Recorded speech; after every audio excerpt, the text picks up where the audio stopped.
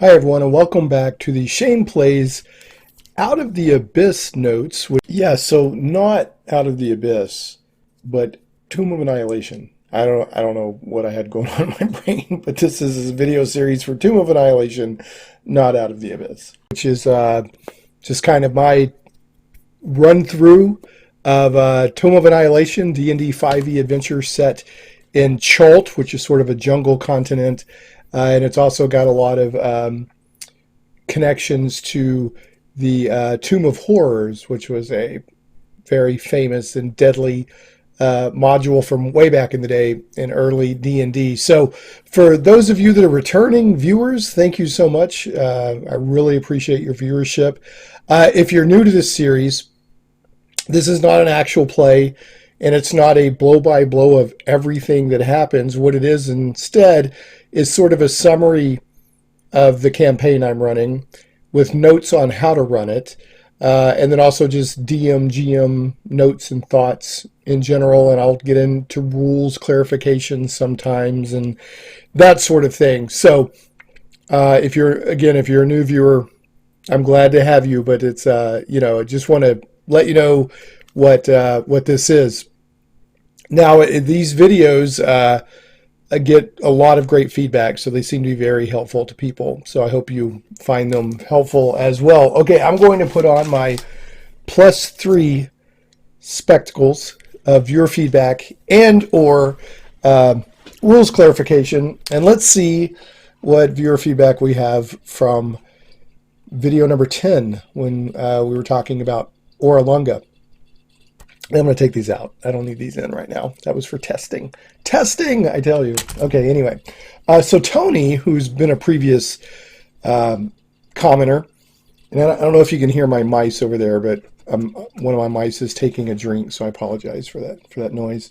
So Tony said, "Hey, great stuff, Shane. I'm catching up on your notes."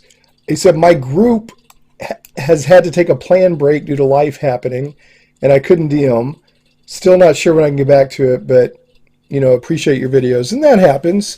So I don't want people to think that, there's no, I think this is a good time to make this point. I used to think that, like, my group or my games were, all not messed up, but like all these, they weren't ever as good as everybody else's groups, I guess. I thought, all these other people out there had these perfect groups and campaigns and all that. And it's really not like that. Every group has to take pauses or has stuff happen or can't play as much as they want.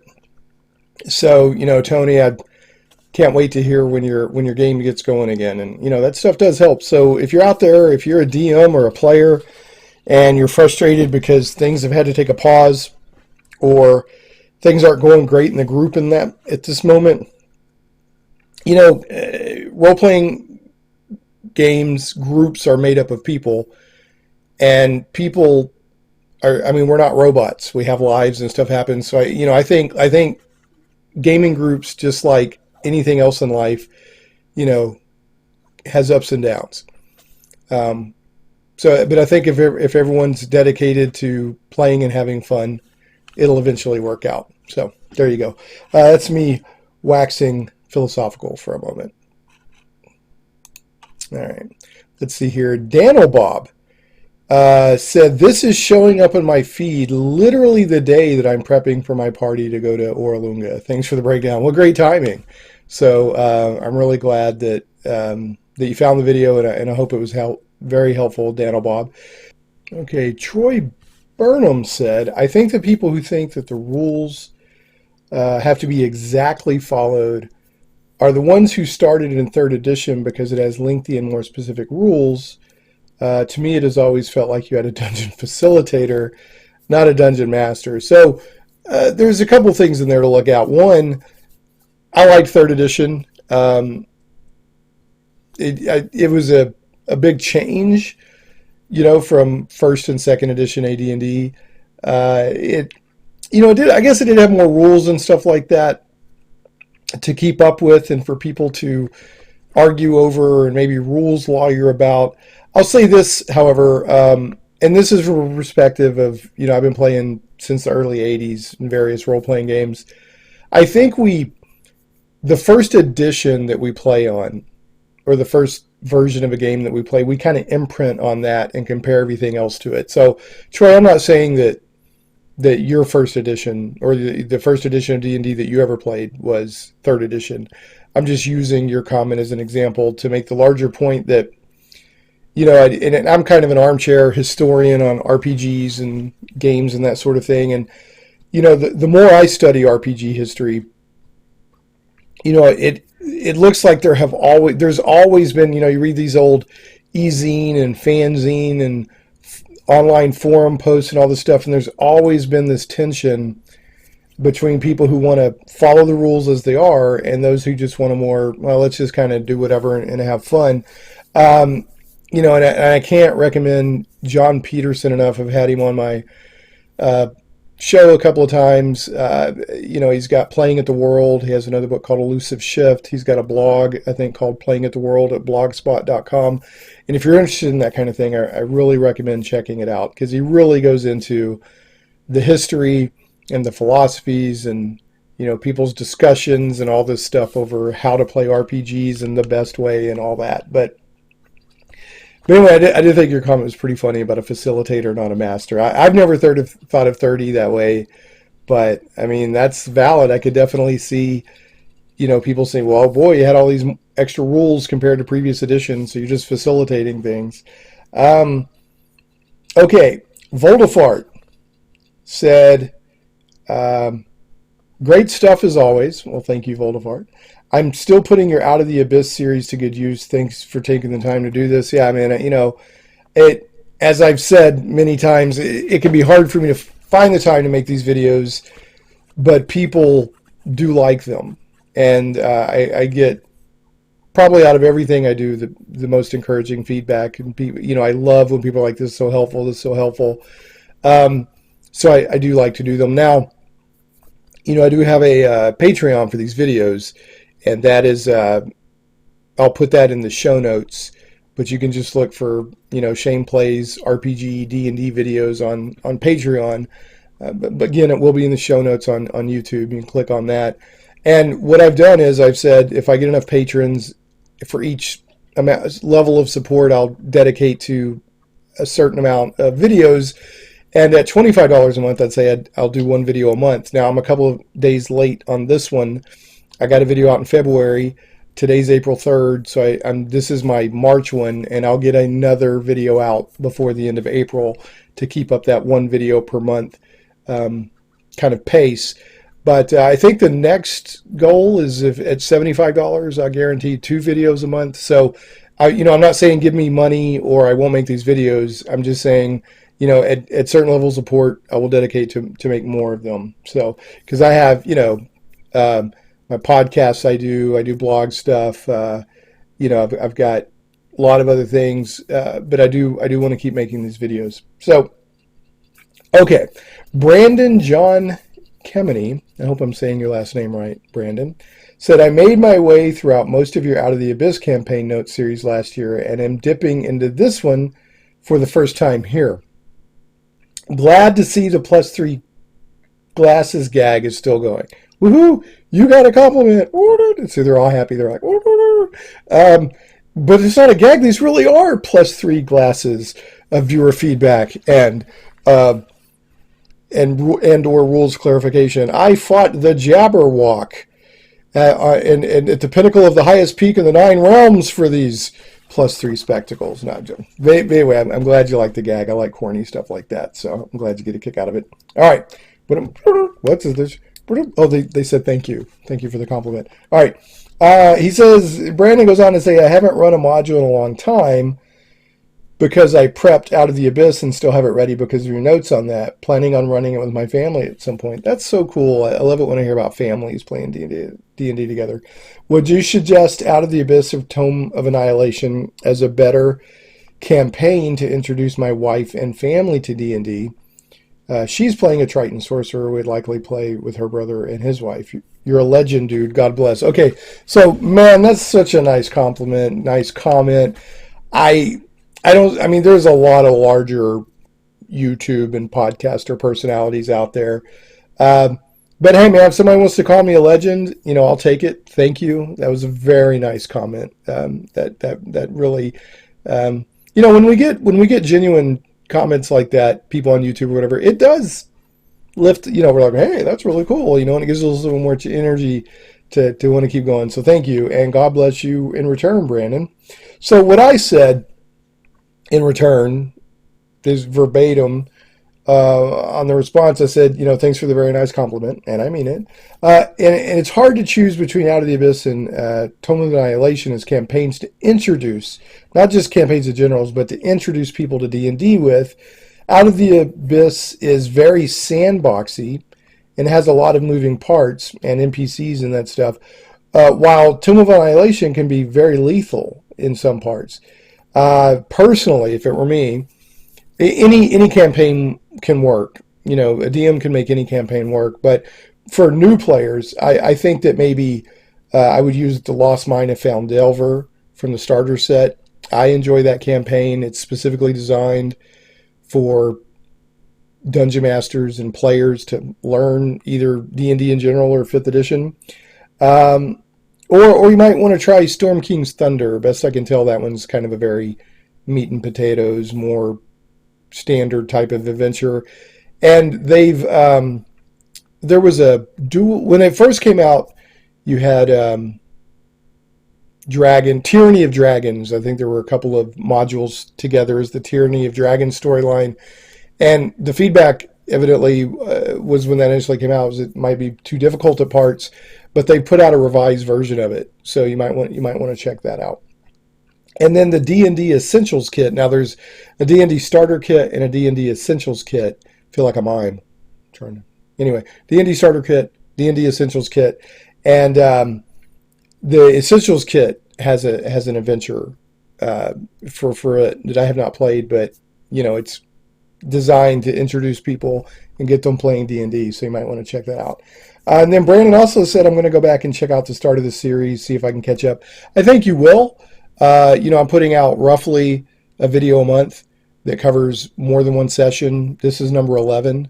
So there's still plenty of content left to go through. So I feel like you'll catch up. And there are more installments to come. And then we have an interesting comment this is actually from video number 9, but I wanted to go ahead and respond to it and the feedback for number 10, because it brings up a good point. It also kind of gets us into our rules clarification segment.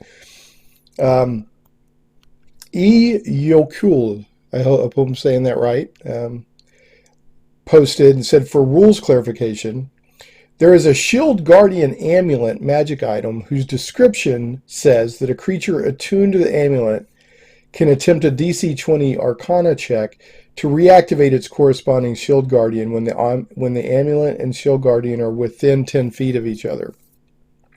So I was like, well, I don't remember reading that. So but it's correct. Yokull, it's Jokull with an umlaut over the O. So, and there's an I in front of that. So trying to pronounce that correctly. Anyway, this is true. They're correct. But it's an updated version of the Shield Guardian amulet, if I'm understanding correctly. I did a little bit of research. So let's take a look at the Shield Guardian. The Shield Guardian 5e standard entry for the Shield Guardian says the Shield Guardian is magically bound to an amulet. As long as the Guardian and its amulet are on the same plane of existence, the amulet's wearer can telepathically call the Guardian to travel to it. So, little Aquaman, little boop, boop, boop, boop, boop. Come to me, my Guardian. And the Shield Guardian will go towards the wearer of the amulet, and the Guardian knows the distance and direction to the amulet. It doesn't say that the wearer knows the distance and direction to the Guardian. It just the reverse. The Guardian knows. If the Guardian is within 60 feet of the amulet's wearer, half of any damage the wearer takes, rounded up, is transferred to the Guardian. And that's it. That's all it says. So in the current storyline with my players, as we're about to discuss, it's timely that this came up because in this very video we're going to discuss the fact that the Shield Guardian has been separated from the group and its owner, the person who's wearing the amulet. And I've been saying that whole time for the rest of the campaign, because they're still not reconnected, that the Guardian's on its way. You just don't know when it's going to get to you because you're wearing that. As long as it's still alive or not, inert, destroyed, it's on its way to you. And I've been waiting for a fun moment to have the Shield Guardian just bust in. So I'm waiting for that perfect dramatic moment. Now there is a new magic item description from Icewind Dale, Rime of the Frost Maiden, which is a newer adventure. It's one of the more recent adventures that came out. I think you had that, and then you had Tales from Candlekeep just dropped. But the Rime of the Frost Maiden came out a few months ago, and it's got this Shield Guardian amulet in it. I'm not going to go into everything, but it does say a humanoid that attunes to this amulet knows the distance and direction of the Shield Guardian, provided the amulet and the Guardian are on the same plane of existence. As an action, the amulet's attuned wearer can try to reactivate the Shield Guardian, doing so with a successful DC 20 Intelligence Arcana check. Reactivation can only be attempted while the amulet and Guardian are within 10 feet of each other. So that's what the post is talking about, the comment. But what's more relevant to my campaign is that now there's a new description of the Shield Guardian amulet saying that the wearer would know the direction and distance of the Shield Guardian. So I'm actually going to talk about this with my players at our next session, which happens to be this afternoon, and say, here's a new description, but we're not going by that. We're going to go by the original description because that's how it was when the campaign first started, and we've been playing it that way for a while now with the Shield Guardian. So I thought that was really interesting. Thanks so much for the comment on that and bringing that to my attention. So one other rules clarification we have is there was a random encounter in one of the sessions that I'm going to cover where they fought some man traps, which are, if I remember right, they're like a big kind of Venus flytrap type vegetation creature. And the question was,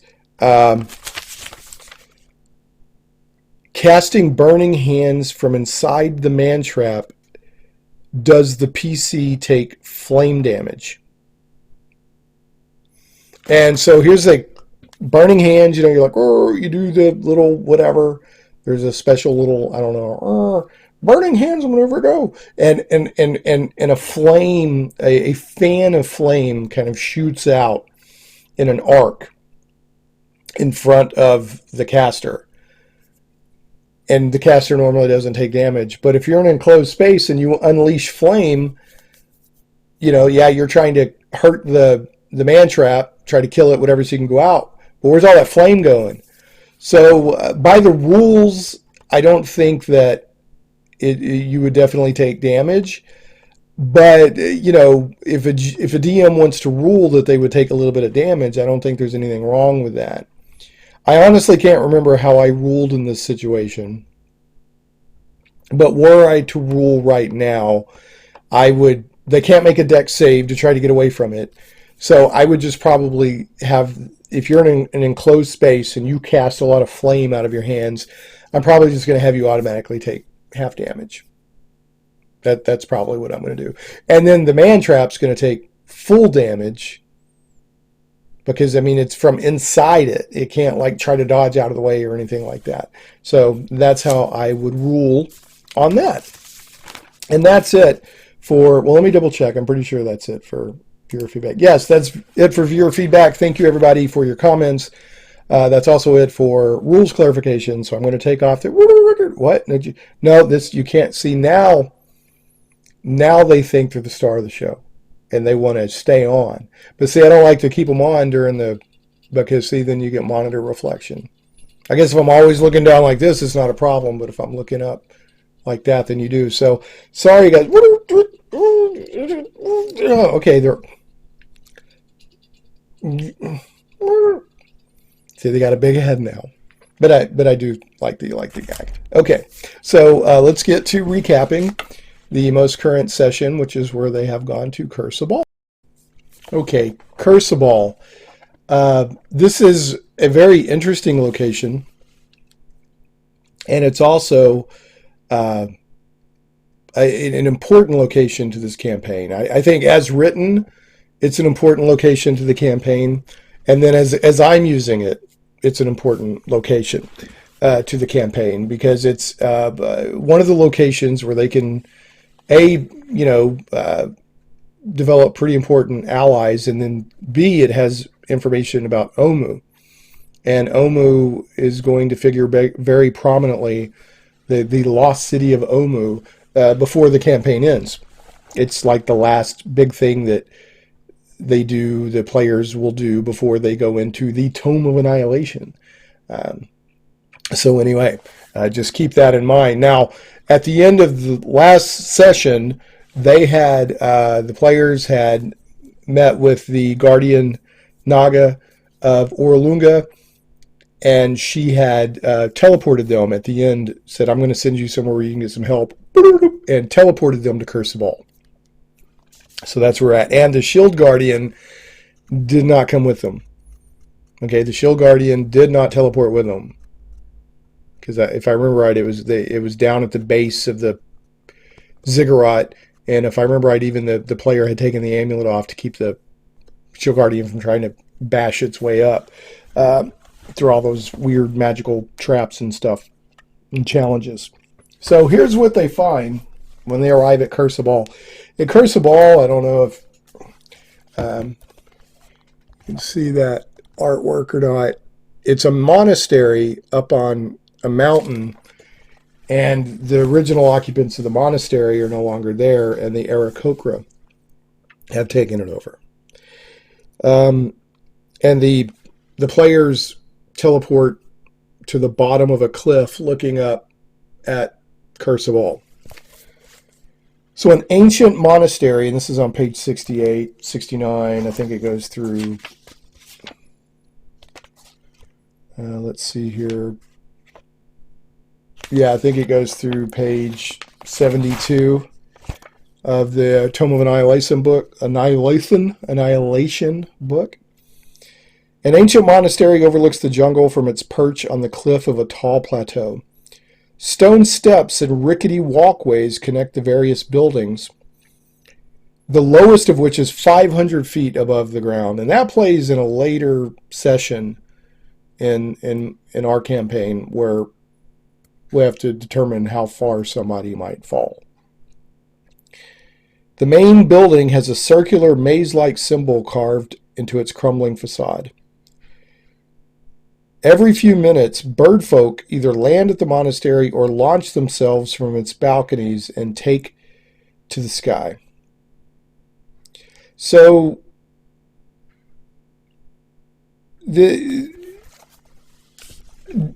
I think the picture's been painted, but just in case it hasn't, they're at the bottom of the cliff looking way up, and this monastery is built into the side of the cliff, on the side of the cliff. I mean, the monastery itself is like, here's like your cliff face, and you have buildings on the cliff face, and there's like little walkways and stuff that you can go between them. So it's not like super, I mean, it when you get up there, there's a little bit of flat ground you can walk around, but it's built into the side of the cliff face. Buildings are hanging or attached to the side of the cliff face. And which is, the Ericoker, bird people, are like, they love it. That's perfect for them, right?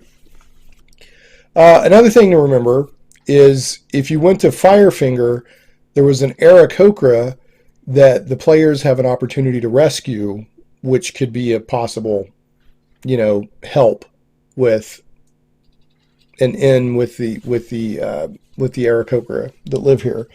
So to get up, now there's all kinds of different ways to do it. Now the way I did it is I did not have the Ericoker just go, oh, we're going to fly down and carry him up, because the Ericoker, they don't know. I mean, the Guardian Naja teleported the players here, but she didn't whip out the Star Trek communicator and, hey, I'm sending people your way.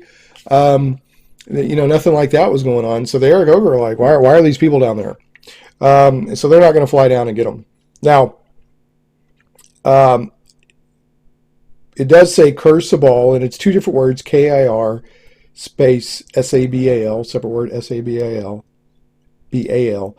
Kir Sabal is home to a flock of aarakocra and a peaceful sanctuary where heroes can find rest and safety if they can reach it.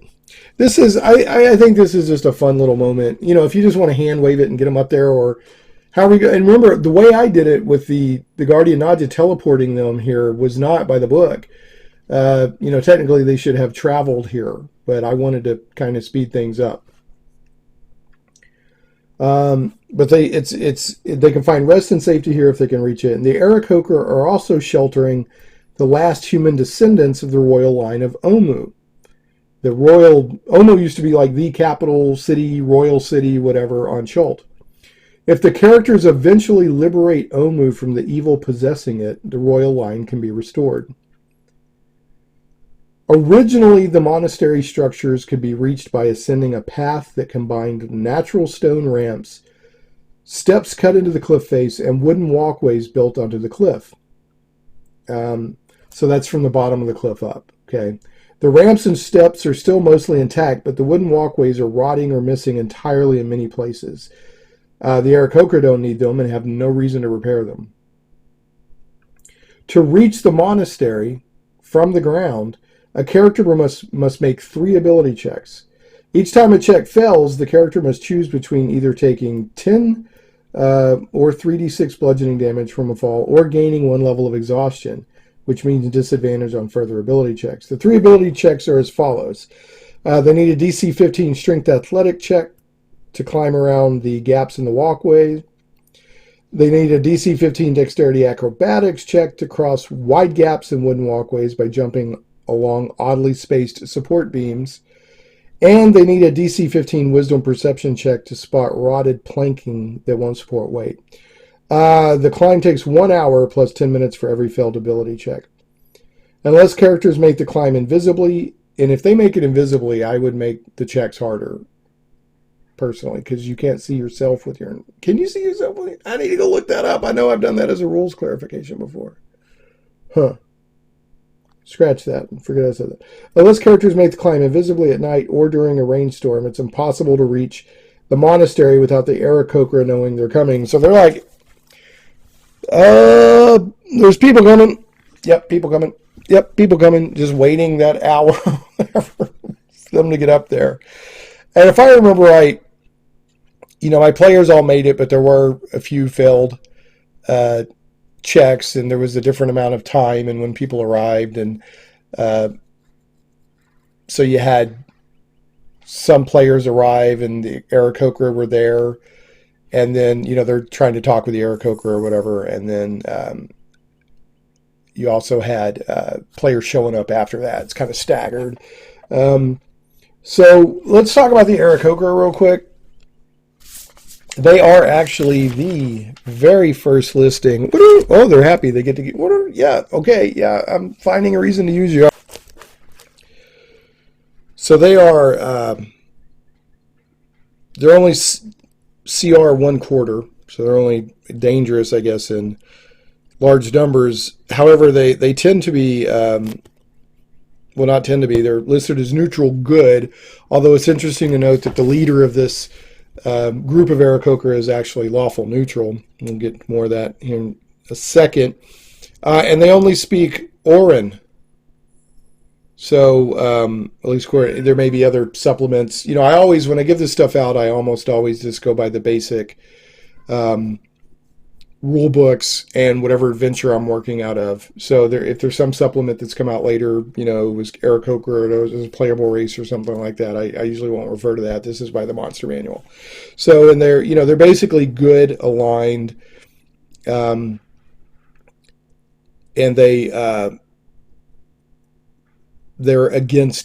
they're enemies of elemental evil, which is pretty cool, if you ask me. So anyway, so that's an Ericoker, or the little winged humanoids.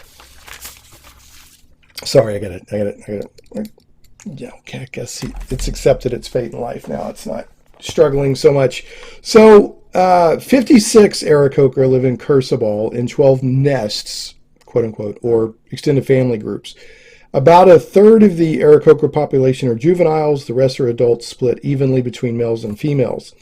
They live primarily by hunting in the jungle, fishing along the river Olung, and gardening atop the plateau, where they're safe from most of Cholt's predators.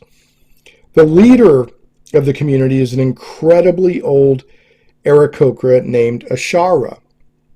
The others refer to her as teacher, and they revere her as a living saint. Ashara is intelligent, ambitious, and somewhat manipulative, but never cruel or insensitive. Ashara has the Ericoker stats, but with the following changes. She's lawful neutral. She has 31 hit points.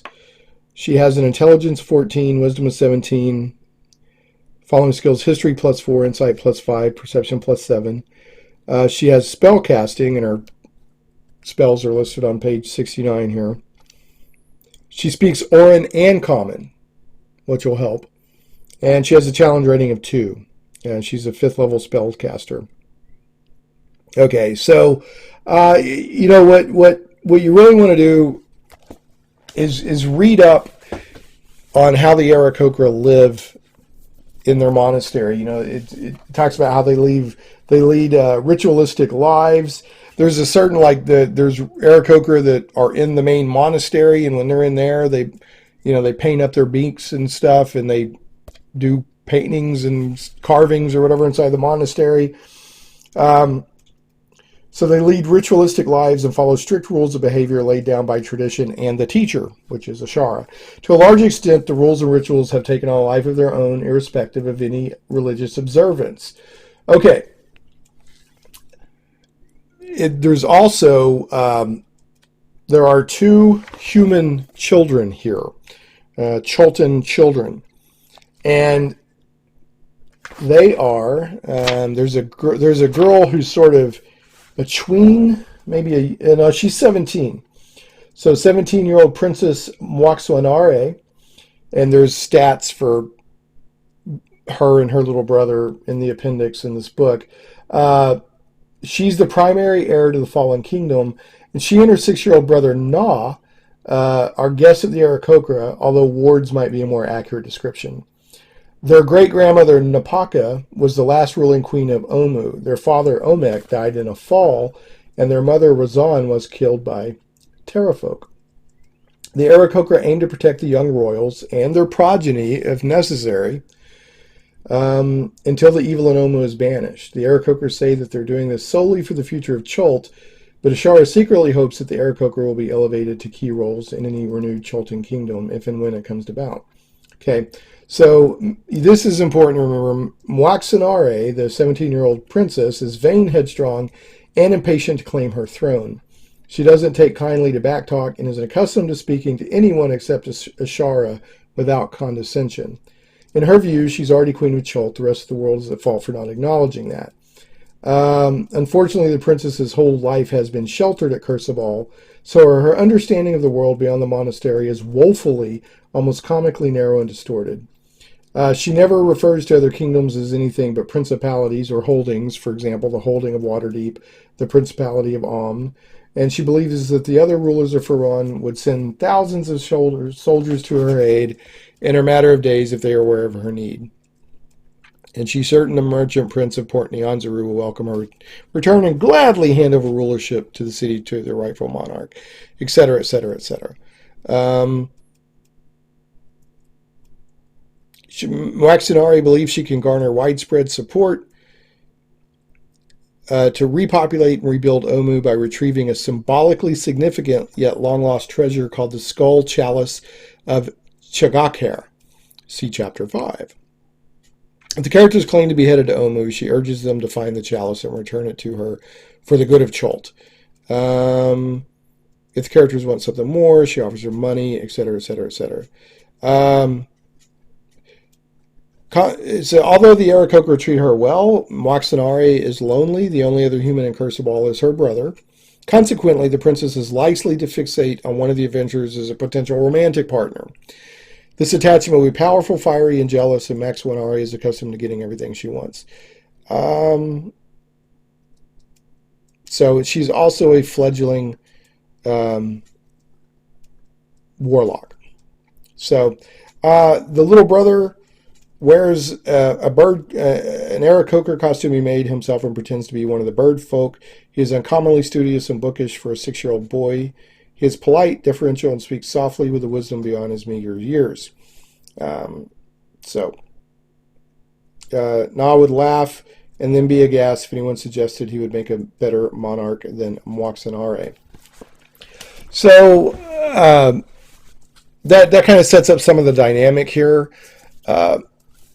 You've got the leader who genuinely wants to restore the princess, and the prince wants to restore the line of Omu, but also wants something out of it.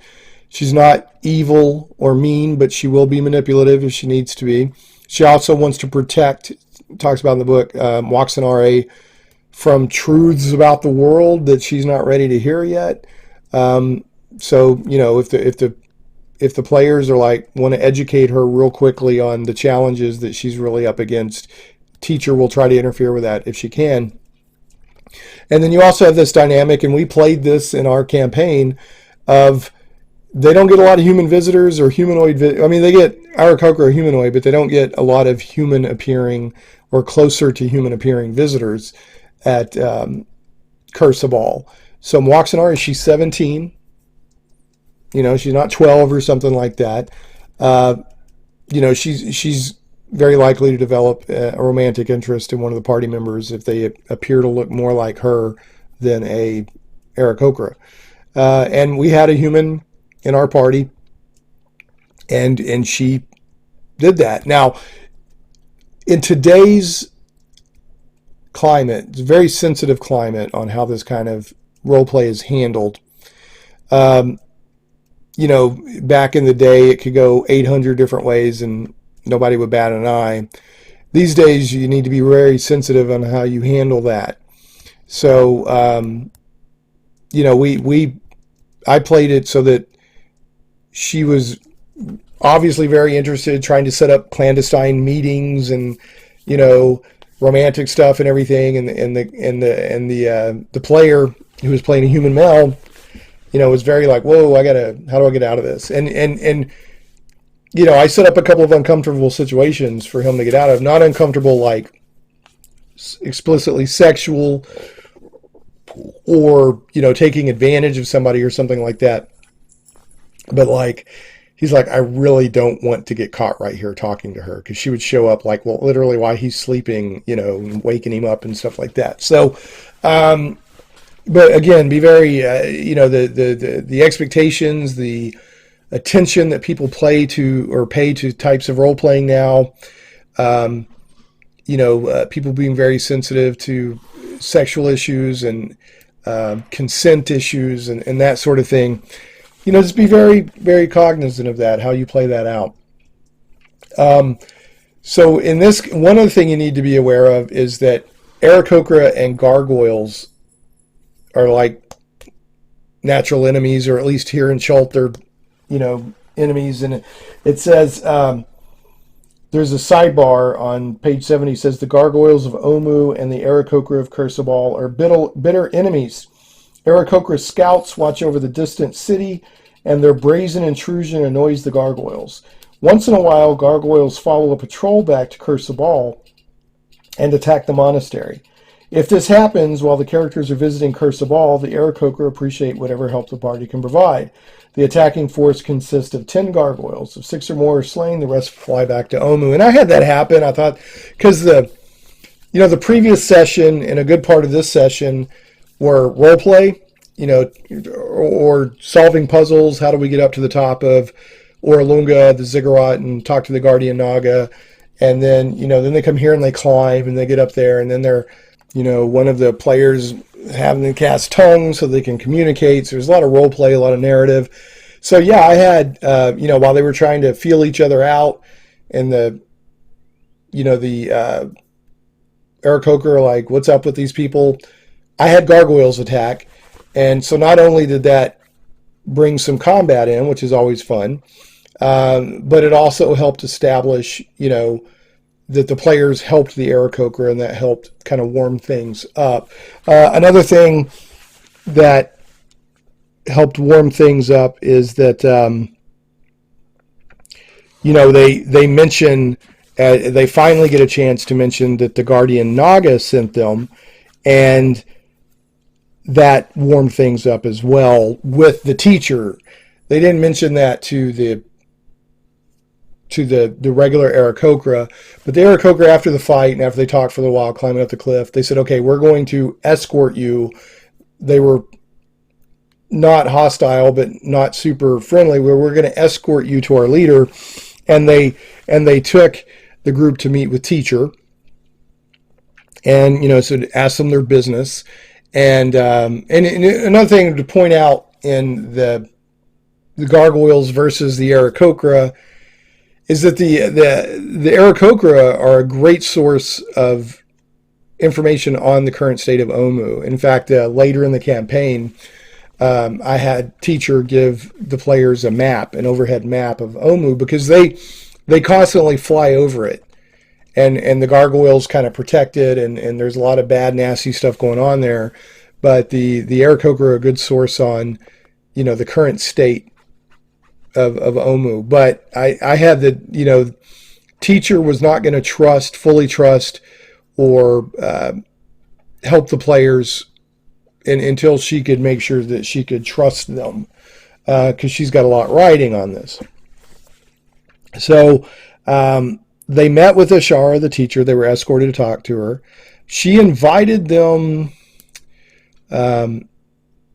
now you do not go, you really need to read this chapter, because there's a lot of hospitality rules here. There's things you don't do. One of them is you don't just go into a teacher's house without being invited. Most Ericoker never go in there. So it's like her and her old feeble assistant Ericoker, and then the princess and the boy, I think, live there. So anyway, they met with the Ashara teacher, had a good conversation, and when they mentioned that the Guardian Naga had sent them to her or to Kir Sabal, she warmed up a lot more, and starts actually taking them more seriously. Teacher, so what ends up happening in my first encounter, now they go back to Kir Sabal, but this first visit to Kir Sabal, they're there for like a night, and then she sends them, she says, look, I don't know if you're ready for this or not. Omu's very tough. There's a lot really riding on this, and it's not going to be a walk in the park. So she sends them on a quest. One, she says to prove yourself, but she's also like, you're not ready yet, so you need to toughen up more. So she sends them to Nangalore to retrieve a black orchid and prove their worth. And at this point, I wrote a note here that when they go out into, back out into Chult, searching to going to Nangalore, I think maybe she pointed them in a direction, that now they have no guide, right? Because their guide left them after Firefinger.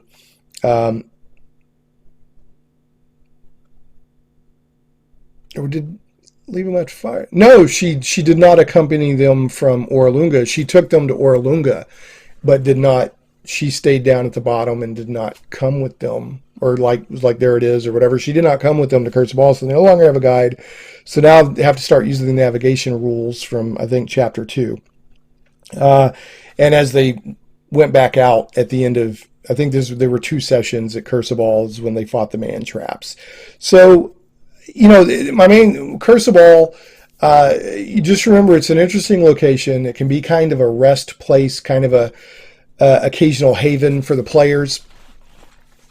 And teacher is a very important ally. They need to cultivate that relationship, because there's one, she can do this. If they go to Firefinger, if they've already been to Firefinger, that Ericoker right there had mentioned, will mention something like, we can, if you go to Kir Sabal, they can make you fly.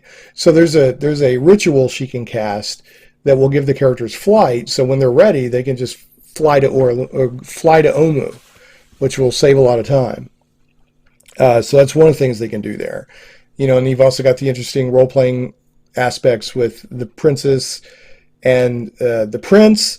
And again, there's locations. The teacher's house is described here. The main monastery is described. There's a lot of information here on Kir Sabal. So, you know, do read that.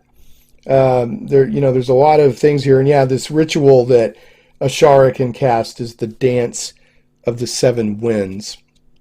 And that will let people fly. It's a temporary, everybody gets flight. And the players also mentioned a teacher, you know, that Ericoker that they had rescued. And because he had said, you know, mention me and all that if you ever make it to Kir Sabal. And I think that helped with the discussions as well. Let me see if I have anything else here to mention. Of course, the princess, you know, is going to be very, or if you play it that way, likely interested in one of the party members. You know, so that, you know, I have notes here on that, but I've already shared that. You know, you have the gargoyle attack, which I did. You don't have to do that, but I did. So anyway, yeah, this is really, and keep in mind, if more than likely, I don't know, Tomb of Annihilation is kind of open-ended in as far as who goes what where. But more than likely, when you arrive in Kir Sabal, they're not immediately ready to go to Omu. Now, maybe they are. And if that's the case, just ritual flight thing and off they go. But they weren't in my campaign. So I use this as, you know, they go and come back at least once or twice before teachers like, okay, you're ready to go to Omu. So anyway, that's Kir Sabal, or at least the introduction to Kir Sabal. I hope this video was helpful. Thanks so much for watching, and we will catch you next time on Shameplays.